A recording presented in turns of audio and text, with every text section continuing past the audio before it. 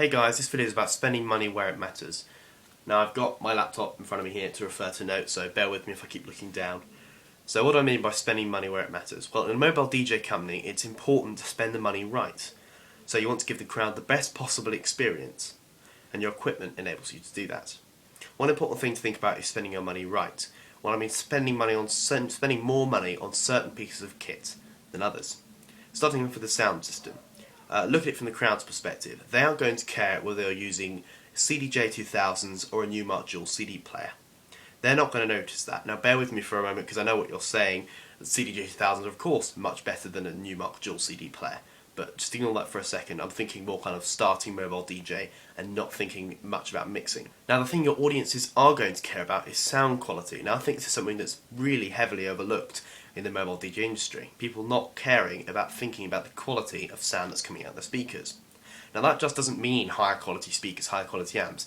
That means higher quality audio files that you're playing. So that's not ripping music off YouTube or downloading illegally. That's getting really nice high quality audio files. Talking in particular if you're using something like a MIDI controller through a laptop, or CDs as well, whether you put your own music on CDs, stuff like that. So in that respect, it's important to get good quality audio files and better quality speakers. So you're better off, especially if you're beginning, if you're starting mobile DJ, you're better off spending more money on your speakers, your amps and your music quality than you are on your players, because the crowd are going to notice that. And it's not about your ease, it's not really about your ease of use with the equipment. It's about the crowd's experience at the disco, and they're going to experience it much better if they've got a nice clear crisp sound coming out of your system. Now moving on to lighting, are the crowd going to notice a difference between a £2,000 scanner and a £300 scanner? No, they're not. They just want to see an awesome light show, and whether you're doing that with less than £100 lights or really expensive lights, that just depends on your budget of course, but starting off, it's better off just to get a really nice looking light show for the best price you can.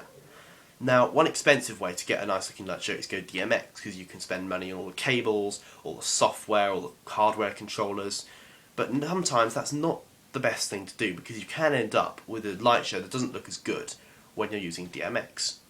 Now one cheap solution to getting a really nice crisp light show is using Master Slave and Sound Active mode, and I'm sure many of you know what this is. Now say you have two LED bars, and you have got them just plugged in doing sound to light, and they're both doing different things. They're not synchronized, and it doesn't look that good because it kind of looks uneven on your setup. So what you can do is use DMX Master Slave, just get one XLR cable, plug them together, and then you're running these two things, DMX Master Slave, so they're both going to do the same thing, and it's going to make your light show look much more professional and much more programmed. So you see what I mean? It's quite difficult for me to explain to you, and I spent ages writing the script to work out how I'm going to say it to you, but spending the money where it matters is very important in my opinion, and that's what I'm trying to do now, is spend the money where it matters. I've upgraded my speakers to RCFs.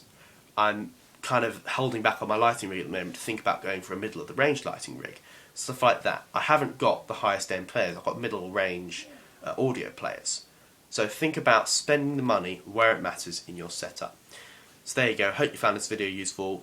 Please don't come at me in the comments saying a Pioneer CDJ2000, just this is an example. This is for if you're starting off where you should be concentrating on spending your money. So anyway, thanks for watching, please comment, rate and subscribe, and I'll see you next time.